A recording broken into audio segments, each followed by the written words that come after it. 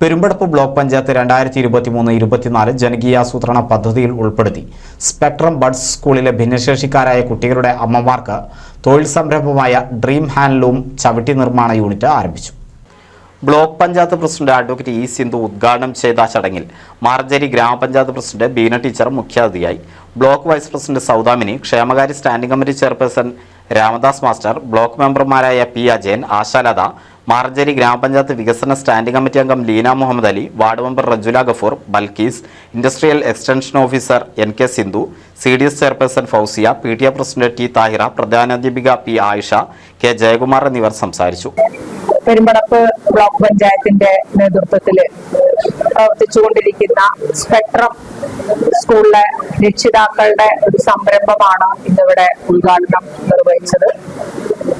Block പഞ്ചായത്തിന്റെ സ്കൂളായിട്ടുള്ള ഭിന്നശേഷി കുട്ടികളുടെ സ്കൂളായിട്ടുള്ള സ്പെക്ട്രത്തിലെ രക്ഷിതാക്കൾക്ക് അവർക്ക് ഈ കുട്ടികളുടെ കൂടെ തന്നെ ഈ സ്ഥാപനത്തിൽ വന്നുകൊണ്ട് അവരുടെ ജീവിത നിലവാരം ഉയർത്തുന്നതിനായി അവരുടെ അമ്മമാരുടെ നേതൃത്വത്തിലുള്ള ഒരു ഗ്രൂപ്പാണ് ഈ ചവിട്ടി നിർമ്മാണം ആരംഭിച്ചിട്ടുള്ളത്. ഈ ബ്ലോക്ക് പഞ്ചായത്തിന്റെ ഒരു പദ്ധതിയാണ്.